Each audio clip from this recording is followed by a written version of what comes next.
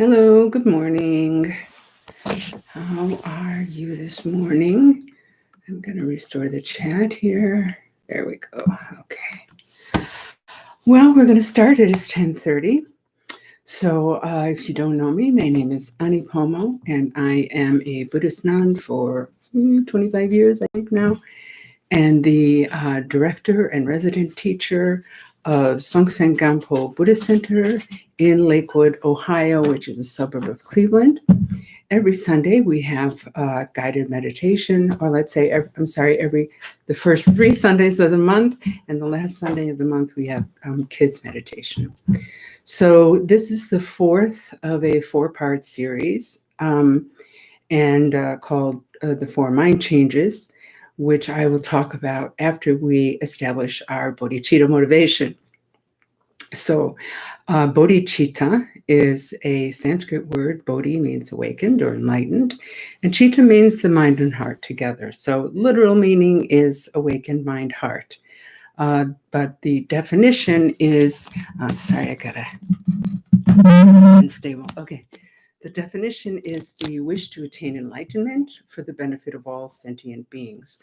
So this path is about trying to attain enlightenment, obviously, but why do we do that? It's not just only for ourselves, but for all beings. So the idea is that once we attain enlightenment, then we can lead others to enlightenment. And once anyone becomes enlightened, they are completely free from suffering, completely free from ignorance, and full of various qualities that allow them to benefit to others to the maximum degree. So bodhicitta actually is sometimes used as like a synonym for compassion, but actually that's a mistake. It's not at all the same. Well, it's not the same. It's not a synonym for compassion, okay? It starts with compassion. The base of it is compassion. When we see the suffering that beings are going through, there's that feeling in our heart, right? That is just, kind of hurts, right? Once I wish that they could be free of this suffering. It's painful for us, especially if it's someone that we love. So that is compassion, but it's mixed with wisdom, the wisdom that knows the cause of suffering, which is, ignorance, and then the negative acts or unskillful acts of body, speech, and mind that we do as a result of that ignorance.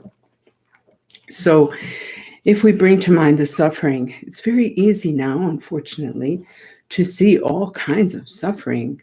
Right now, if we think about the pandemic, there's the suffering of the frontline workers, there's the suffering of people who are dying alone, and the families who can't visit their loved ones, and the incredible suffering of this disease itself. So think of that and really form the wish as best you can to attain enlightenment for the benefit of all sentient beings. And then we just take a moment to consider our precious teachers. In our case, we are extraordinarily fortunate to have Jigme Khyentse Rinpoche, Chukwu Pema Wangyo Rinpoche, and Taklu Matro Rinpoche as our main teachers and guides. It's so precious and rare to have a guide like that, to someone who is the very embodiment of wisdom and compassion. So in our tradition, you're free to do this or not, I don't know what your tradition is, we just think of them with a great deal of gratitude for what they're doing for us, and respect, and ask for their blessings so we can understand the teachings and put them into practice in the best way possible. Okay.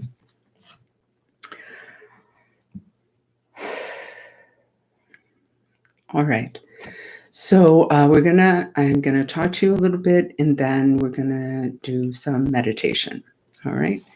So what I want to talk to you about, as I was saying, is the fourth of the 4 mind changes. So we covered the previous 3 in other videos. So if you're interested, you can look at those. They're on this page. Today we are talking about the suffering of samsara. So the 4 mind changes in general are, or the 4 thoughts that turn the mind towards the Dharma, it's also called, are 4 sort of contemplations that we do in order to, make us want to practice. All right. In a way, I find this really encouraging. They are very helpful for getting our butt on the cushion. Okay. But I also find it encouraging because sometimes we can feel like, oh, I'm the only one who doesn't want to practice. I'm the only one who doesn't see the point. I'm the only one. Or just modern day people are like this. No, these teachings are really old. So people have always been like that. So we're not really different. So we don't need to feel like we can't approach this path, or we'll never, reach the end or anything like that, because we're no different, really. The mind that we have now is essentially the same kind of mind that, Indian followers of the Buddha 2,500 years ago had. The situations changed, the nouns changed, but we all have, ignorance, desire, and hatred, right? We back then maybe they were jealous of their neighbors, water ox, right? And now we're jealous of our neighbor's nice car. The noun's different, but the jealousy is the same. Okay, so this is also why the teachings from 2,500 years ago work now, are applicable and useful to the modern day mind. All right, so the 4 thoughts are, I hope I remember, precious human life, which briefly is a life that has all the conditions necessary in order to practice the Dharma and walk this path. That's the first one. You can learn more about that, as I said, looking at the video. The second is death and impermanence. And the third is karma, law of cause and effect. Okay, I'm not going to go into all of those, like I said, because I already did. So today is the suffering of samsara. So before I start to talk about this, I put a document in the description below. So if you could click on that, then the document will come up and you can go along with me. Okay, I'm going to follow the same thing here. No, that's not what I want. Hold on. Okay. Oops. Sorry, guys. All right, there we are. Okay. I'll pull you up again. Here we are. So hopefully in waiting there, you managed to pull it up. All right. So the suffering of samsara, another word for samsara is cyclic existence. So what samsara means is these 6 realms that are on that piece of paper, on that document. And what we do in those 6 realms is traverse them one to another over and over again. All right. So before I talk more about that, let's go through the notes here. Okay. So the first realm is called the God realm. All right. And the situation there is, the experience there, it's a little bit like the Christian idea of heaven. Okay. You feel very blissful. You have everything you want. And it lasts a very, very long time. It's going to last a really long time, but it is not permanent. None of these realms are permanent. All right. It is a matter of our karma. Once that karma runs out, then we're reborn in another realm. But once we attain enlightenment, we're out of this cycle altogether. Okay, so I'm going to do this explanation from a sort of outer or kind of gross understanding, and then increasingly subtle understanding. All right, so I'm beginning with this sort of obvious, kind of more gross understanding. So I'm just going to go through the experience, and then I'll go through the cause, and then we'll talk about the notes, okay? So the next realm down is the jealous god realm, also called the demigod or Asura realm. And the experience there is they have a lot of richness, sort of a lot of wealth, but they also have a tremendous amount of jealousy and fighting. So they war with the gods, which is very bad for the jealous gods because they really never win because the gods are more powerful. Then the human realm. So we're humans, so we understand best the human realm. A lot of desire, a lot of suffering, a big spectrum of experience. Actually, each realm has a pretty big spectrum of experience. So what I mean by that is you have some humans who suffer a great deal, and you have some humans who, live in the lap of luxury, but everyone suffers to one degree or another. And I put the word choice there because the kind of defining feature of, or one of the defining features of the human realm is that we have choice. We're not continuously run by instinct, right? Or being too, kind of too dull to even understand the teaching. So we have a choice to go one way or another. Then the animal realm. So the animal realm, again, is a realm that we can see, so we're pretty familiar with it. Animal realm consists of any kind of living being in that realm. So that means from the tiniest insect to the largest whale and everything in between. Okay, so the animal experience, for the most part, is a lot of fear. They eat each other. They are hunted. They hunt. Humans abuse them, hunt them, eat them, and so forth. So there's tremendous amount of suffering there, and dullness. So sometimes it's called stupidity, or sometimes it's called ignorance. These are not really words I appreciate because I think they have different connotations than what is meant there. Dullness, this kind of, like they might be smart for an animal, but they can't understand the Dharma, for example. Okay, they can't really understand a lot of things. Even the smartest animals, like horses and dolphins and my dog. Okay, so that's the experience. The suffering of animals is so intense, especially animals that are raised for slaughter. They really, really suffer from the moment that they're born until the moment that they're slaughtered. It's just torture after torture after torture. So as we are trying to benefit all sentient beings, our teacher, Tugu Pema Wangel and Jigme Khyentse Rinpoche, they really beg us to avoid eating animals and animal products. So I really encourage you to do the same if you can. At least look into it so you know what you are contributing to. Okay. All right, I won't talk too much about that because it'll take the whole time. So the next realm down is called the hungry ghost realm, or pretas. They suffer from, their experience is intense, unmet hunger and thirst. So they really, it's like they're starving and they're dying of thirst, but they can't find any water, they can't find any food. Or if they do find food, or they think they're finding food, they really struggle to get there because the way their body is, it's like really huge stomach, and they say like grass-like limbs and a very narrow throat. So it's hard for them to move. It's hard for them, if they happen to find something they can ingest, that's also really difficult for them. It maybe they can't get it down at all, or they get it down and it turns into fire in their stomach, or they see like a banquet in the distance and they go there with a great deal of effort. And when they get there, they see that it is surrounded and protected by armed guards, and they can't get to it. This kind of experience is really horrible. Then we have the hells plural in this case. So there's hot hells and there's cold hells.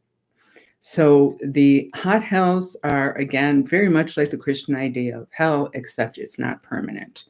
A lot of different types of torturing going on, a lot of heat, okay? And then the cold hells is various levels of extreme cold to the point where your body breaks apart. It just bursts from the cold. So those are the sort of outer kind of gross understanding of these 6 realms. So now let's go to the next column, which talks about the cause, the general cause of being reborn in any of these realms. Okay, excuse me, I have to drink some water.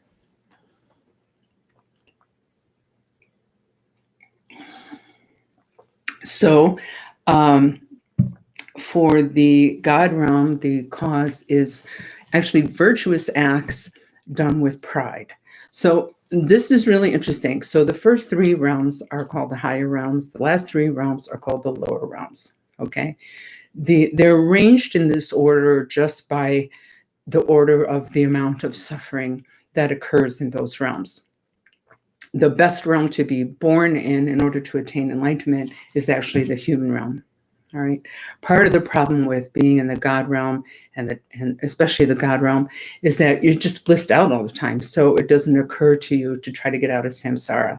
And then the problem of the lower realms is you have so much suffering or kind of dullness that you can't, like, you're too busy with your suffering, like you're just suffering too much. You want to get out if you even come in contact with the Dharma, but there's no way for you to do that. So the beauty, if you want, of the human realm is that we have enough suffering to wonder, like, why are we even here?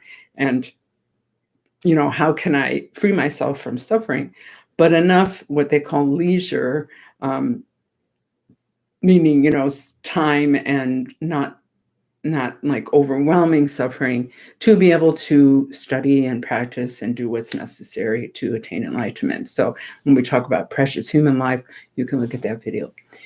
So when we say virtuous acts, like, it seems weird, like, why would a virtuous act keep us in cyclic existence, right?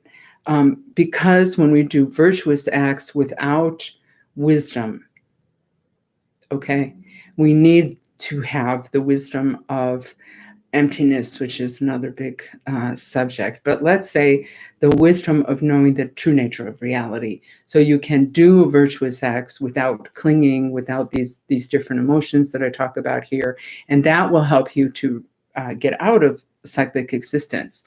But if you don't do that, you just end up in one of the higher realms, which is actually not desirable, especially the God or jealous God realm. All right, so cause of being born in the God realm is virtuous acts done with pride. Jealous God, of course, virtuous acts done with jealousy. So let's give an example. So virtuous acts done with pride. So you want to, sometimes I laugh at these like hospital buildings that have the donors' names on them. Like, I did this, look at what I did. That's really a virtuous act to give that much money to build a wing on a hospital or something, but maybe your name doesn't need to be attached, right? One teacher, I don't remember who, said, don't fall in love with your own virtue. Right. So we do that sometimes. We want to give, but there's sort of, we want to be recognized for it. Okay.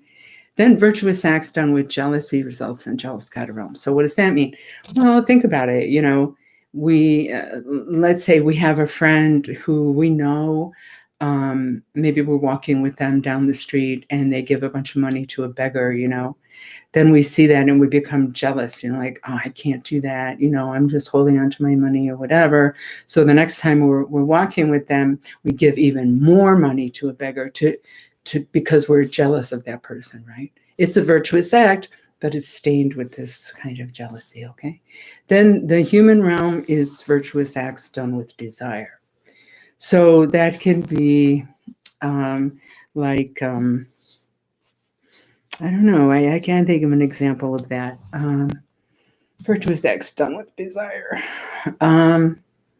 Like we might do something kind for somebody, but with the desire that to have a relationship with them, for example, right?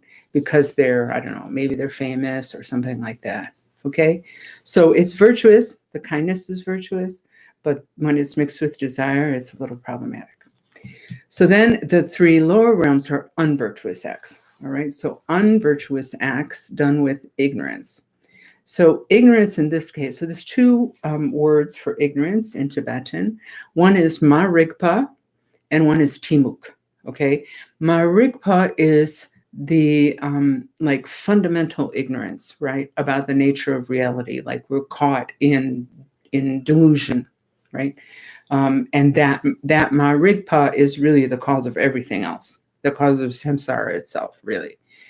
But timuk is sort of dullness, delusion, this kind of, ignoring, or sometimes I say willful stupidity. So that kind of thing, ignorance in this case can be just not knowing right from wrong, which can happen, for whatever reason, or I think a good example of this, as far as willful stupidity goes, is kind of ignoring a friend, for example, like ignoring a friend's need because we're too busy or we don't want to be bothered or whatever, and sort of pretending that we didn't know that they had a need. Okay. A big example of that is these huge corporations that pretend that they don't understand climate change or that they don't believe in climate change. They're not stupid. They know. They know. But they want money more than they care about the planet and all life on the planet. Okay. So then Hungry Ghost, unvirtuous acts done with greed.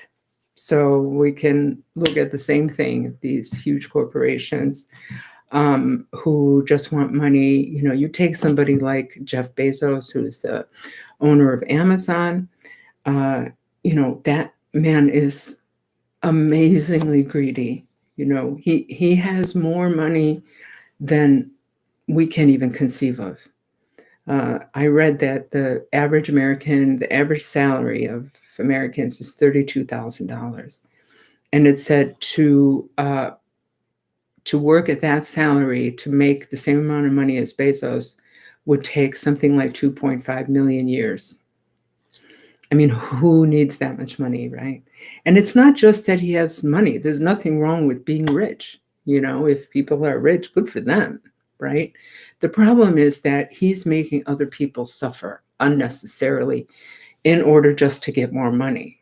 So the workers at Amazon, for example, one of the more horrifying things is that he has, instead of providing air conditioning in these warehouses when it's really hot, they did like a cost analysis and they decided that it would be cheaper just to have an ambulance sit outside the door in case somebody fainted from heat exhaustion.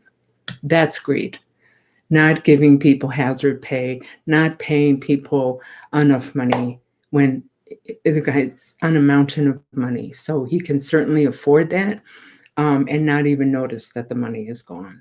So that kind of greed really results in a Hungry Ghost realm.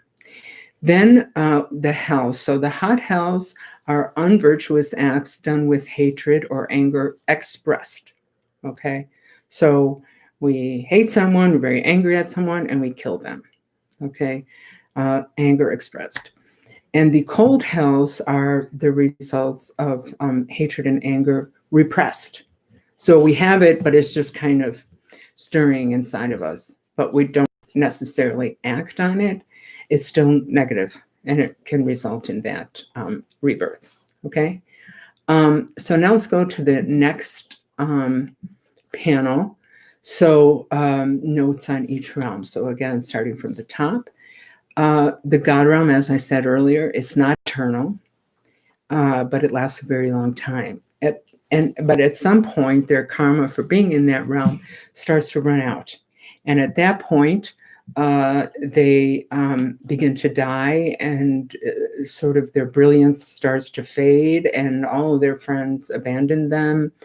And because in that realm you have a sort of rudimentary, what's the word, clairvoyance, so they can see where they're going to be reborn, and like the only way to go is down from there. So they spend something like 700 of our years dying. So Rinpoche says it's almost as much suffering as in the hell realms. Like it's an incredible amount of suffering for them.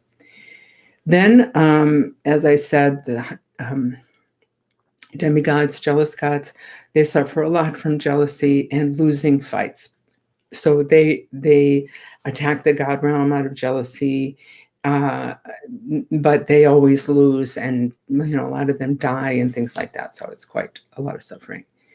Then the human realm, well, we're here, right? So we know the sufferings here. The four main sufferings, according to the Buddha in the human realm, are birth, old age, sickness, and death. So we can understand the suffering of old age, especially the older we get. This I know too well. Sickness, obviously, we understand. Suffering of death, we understand. And suffering of death is not just our own death, but also grieving, the death of our loved ones. So how is birth suffering? Well, both in the process of birth, both the mother and the baby are in a great deal of pain. Typically, it's typically, of course, sometimes it doesn't happen like that. But both the mother and baby are in a lot of pain. It's also life-threatening for both mother and child. Interestingly enough, the United States has, if not the highest, nearly the highest rate of infant mortality, and I don't know if there's a special word for it, but the mothers dying in the so-called developed world. So that's, and then if we're born, that means that, we're still in cyclic existence. So that's the suffering of birth. But as we know, there's a huge, huge range of suffering as human beings. I encourage you to, I think I made a recording on the Four Noble Truths, but it's quite easy to find online. I'll just mention that briefly. So the Four Noble Truths, that's the first teaching that the Buddha ever gave. The first truth is the truth of suffering. So the word suffering is really translation of the word dukkha. But dukkha is kind of the whole range of suffering, from mild discomfort to, being flayed alive. It also includes the suffering of the mind, where we are never satisfied. Okay, we're always looking for happiness around the corner.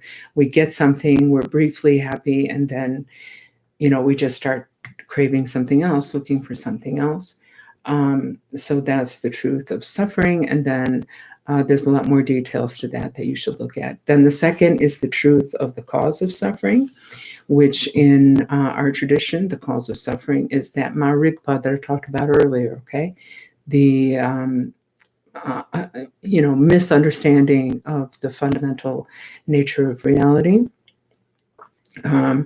And then all the actions that we do based on that.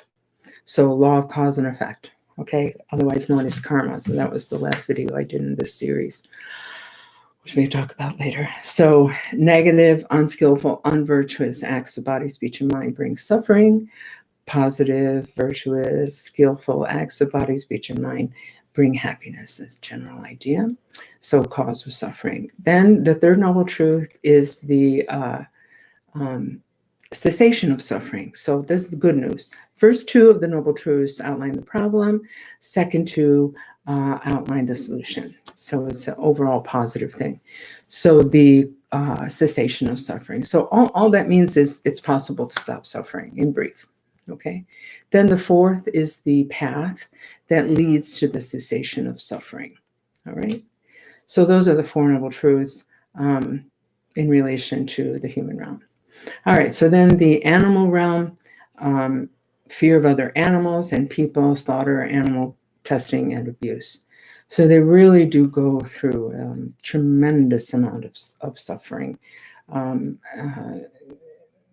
and they have that kind of dullness that doesn't allow them to practice the Dharma. So pretty much the only thing they can do in that realm is to purify their whatever karma they created to be reborn in that realm. Now, it doesn't mean they cannot create positive karma, like, I don't know, therapy dogs, dolphins that, guide ships away from a potential, I don't know what you call it, crash.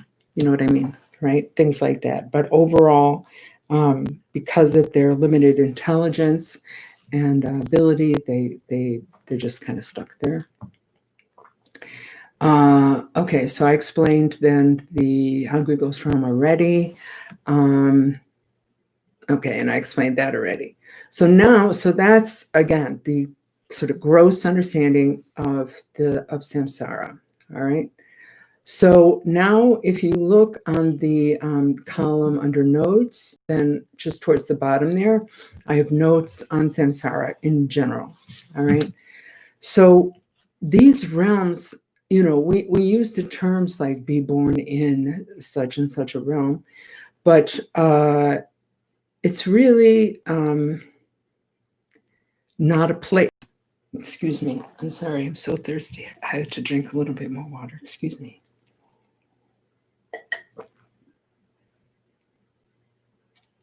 Suffering of thirst. Okay. So they're not places. It's not like the God realm is above the earth and the hell realm is below the earth. It's not about them. Okay. What these realms are actually is an experience. It's a perception of the mind. Okay. So, for example, Tugler Bichet says that, let's say we're going to be reborn in the hell realms, then it's like your conscious, you die, your consciousness leaves your body, and then you wake up in a nightmare. All right. So it's like that. It's just as real as that. It's just as unreal as that. So what do I mean by that? So if you think about when you have a nightmare, yeah, when we have a nightmare, like we totally believe what's happening. We totally believe that we're running from someone who wants to kill us, but our body's just laying on the bed, right? It's not real. But in that experience, we totally believe that it's real, to the point where our body starts to respond to that even, right? When we wake up, we feel our heart is beating, we're covered in sweat, we may scream, right? But that's an unreal experience. It's I was going to say it's an unreal experience. In reality, it doesn't really make sense. So you know what I mean? It's an illusion. That's what I mean. So it's an illusion. And once we wake up, then we see, oh man, that was a crazy dream, or why did I have this nightmare? What happened that caused me to have this terrible dream? So all of samsara is like that. It's a misperception of reality. Okay, it's how we perceive things. If you find that hard to understand, think about how you perceive things when you are drunk or high or whatever, tripping. Okay, when you're drunk, everything seems to you might be laying on your bed and you feel like the world is turning.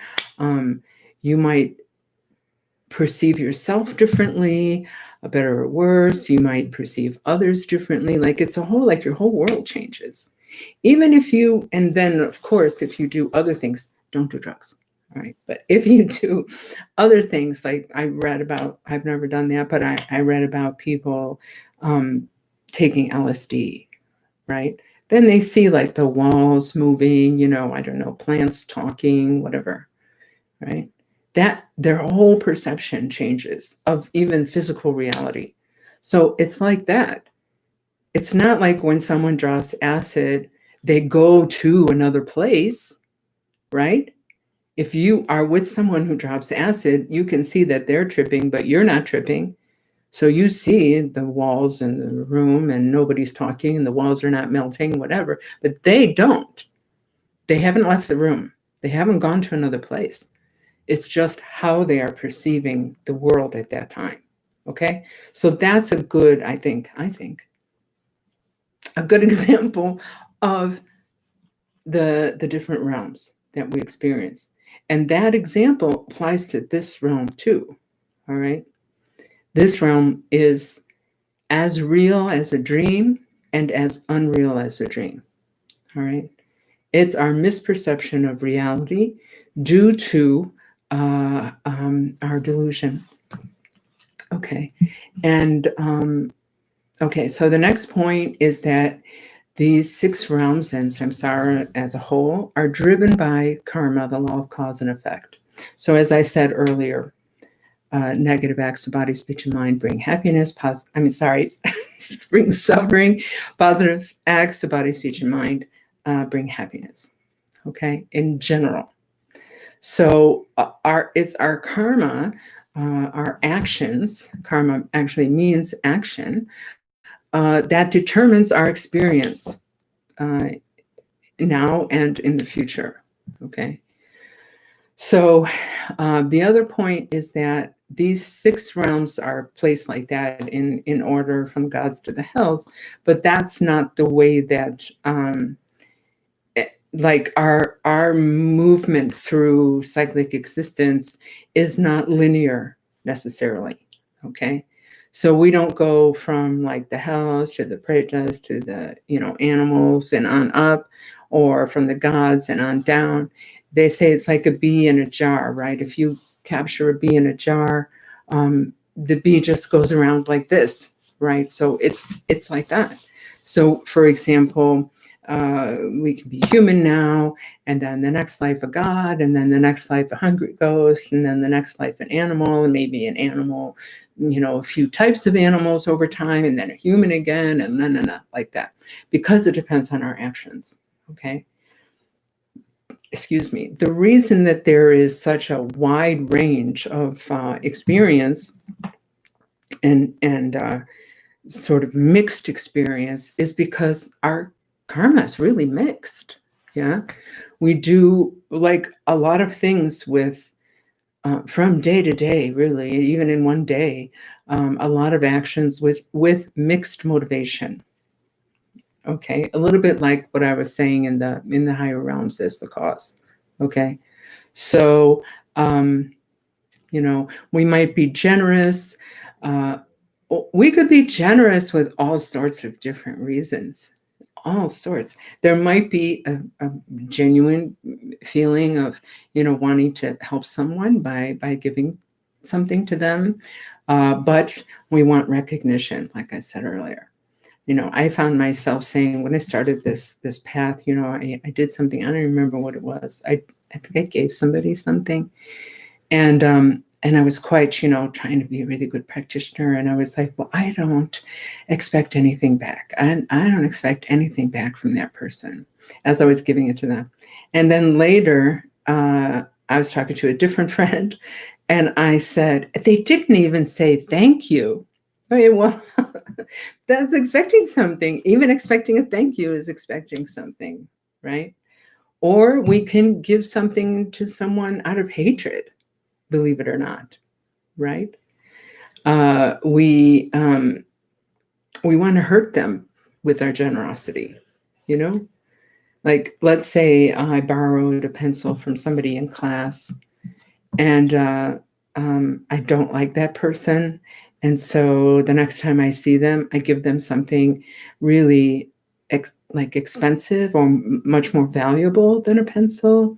And it's really not generosity, actually. It's to make them feel bad for giving me something so small. All right. So that kind of mixed karma, or even in a day, we do some negative things, we do some positive things, we do some neutral things, we do great positive things, small positive things, great negative things, all of that, like just mixed together. So when you think about your life and you see, well, some of it's, I really had a lot of suffering, some of it, I really had a lot of happiness, I'm generally happy, but I have constant back pain, this kind of stuff. It's because of all these different, like the variables are just so like uncountable. They're just so numerous that it becomes almost impossible to figure out exactly why we're having a particular experience, okay? The overarching idea is real simple, but the particulars become complicated. And I talk a lot more about that in the karma video, all right? And as I said then, human life is most conducive to enlightenment for the reasons that I stated earlier.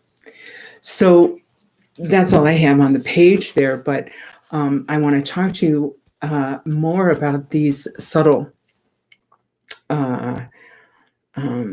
understandings of the six realms. So already I said each of these realms is an illusion, all right? Like I explained earlier. So that's a more subtle way of seeing it. The most subtle way of seeing it is that according to like ultimate truth, none of these realms exist truly. All right. They're empty of inherent existence. So that's something to try to understand also.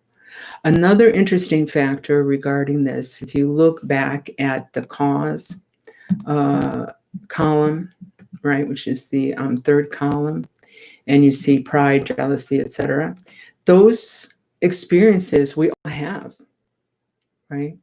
As long as we have pride, we have the seed for being reborn in the God realm.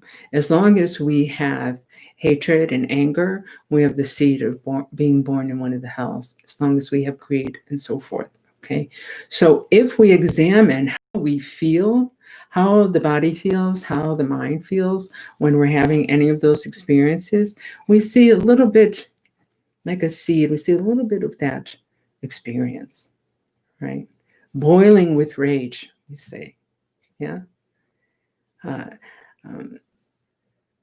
Okay. So if we're in a rage, then it's really worthwhile to look at that, to see the heat of that, to see the suffering of that. Now, I think I'll talk about that in the future. I think I'll have a talk just on anger.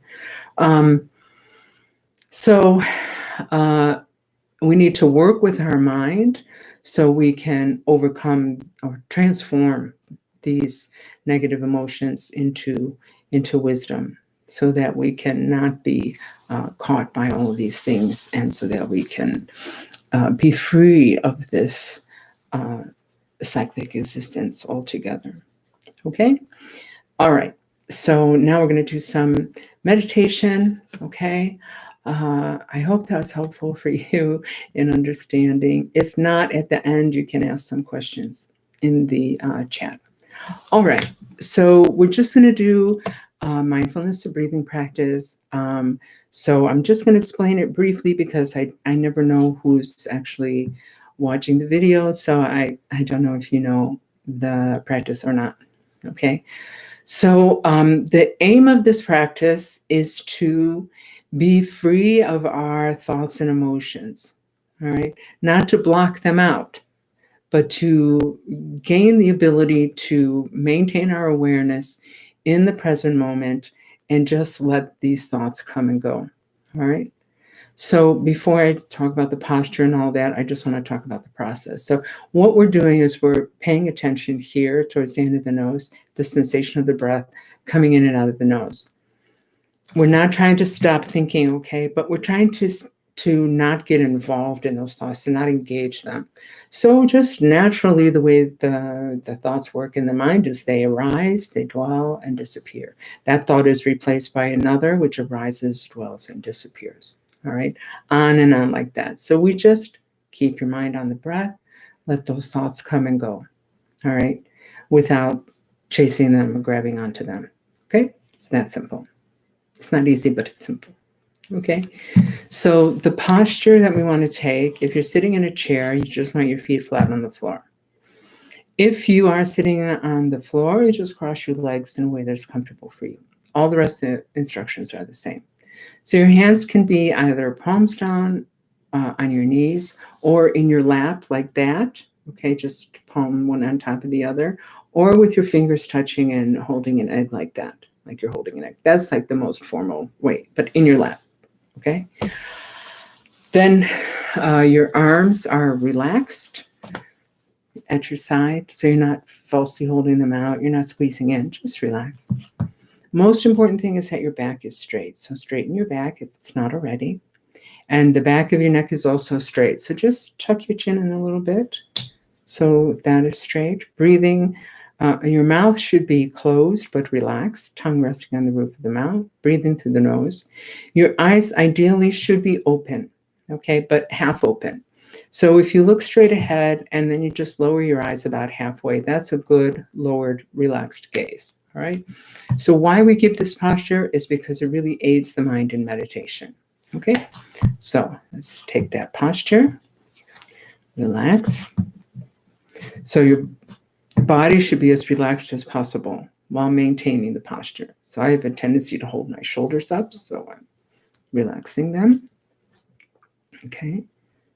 I think about your back, relax your back, but keep it straight. And your mind should be as relaxed as possible while keeping your awareness on the sensation of the breath. So you're not trying to stop thoughts, and you're not trying to push away your environment. So you might hear your dog walking around, or feel the fan on you, or, be aware of your general environment, but you're mostly focusing on the breath, okay? So I will ring the gong to start and also to finish. All right, here we go.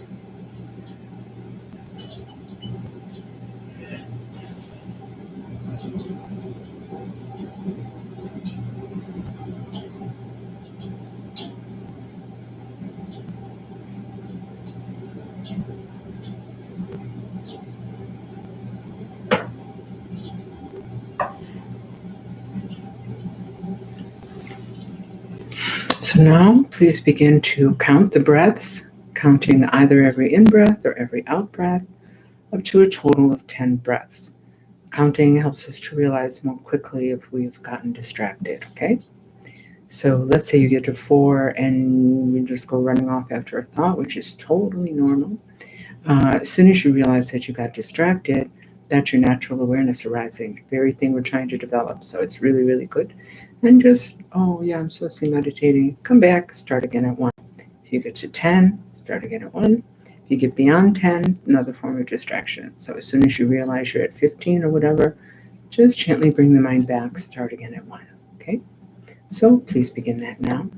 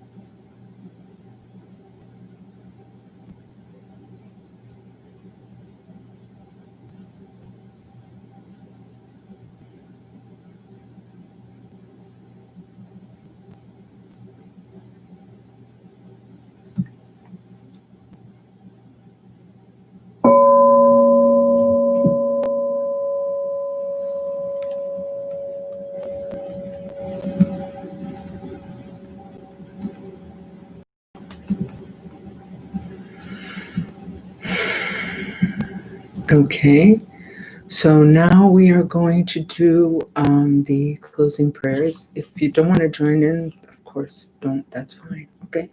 But if you want to, there's a link in the description below. So you can press on that link and it'll bring those prayers up for you. Okay. All right. I do want to say these long life prayers again, no obligation on your part, but I want to do it. So, all right. So, starting with the long life prayers. Prayer for the long life of His Holiness the Dalai Lama. Kanri rawe koe shinkam su pendante wa malu juene. Generously wanton sing yam so yi shape gaba tu tengu shik. Long life of Jigme Cancer Rinpoche. Om Swasti Jigme Rabjam Seya Chinlap Ki Kense Dukadun Sin Nudan Chok Sabsu Mishi Doje Taten Chin Tendermen Be Trin Leta Shin Sho Pamawanga Rinpoche.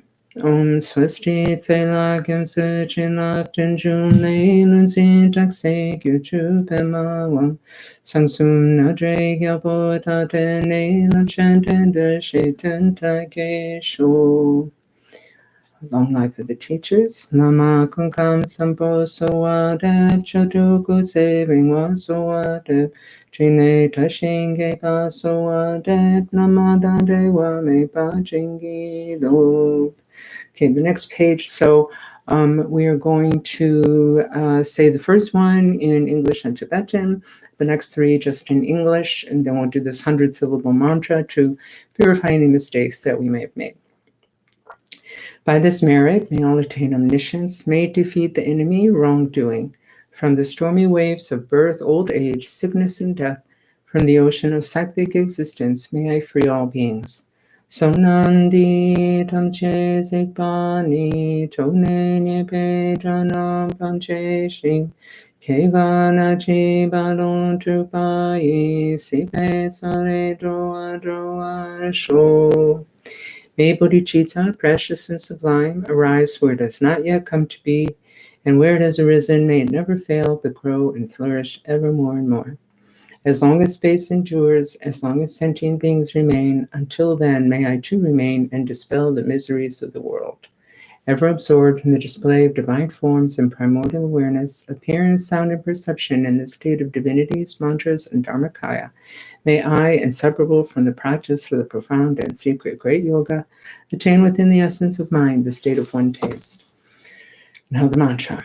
Om Bhadra Sattva Samaya Manupalaya Bhadra Sattva Tenopa Tishtadrido Me Bhava Sutokayo Me Bhava Supokayo Me Bhava Anurakto Me Bhava Soasiddhi Me Prayatsa Sawakama Sutsa Me Tam Shriyam Kuruhum Ha Ha Ha Ha Ho Bhagavan Savatatagata Vajramami Mutsa Padri Bhavama Samaya Sattva.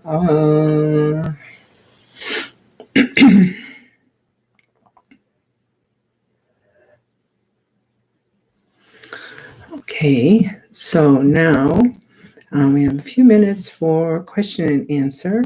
So if you have any questions, please put it in the chat and I'll do my best to answer. I really don't wait long, so if you have a question, you got to jump on it, okay? Any questions?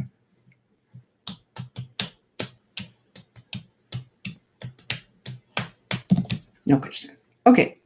So thank you so much for joining me this morning.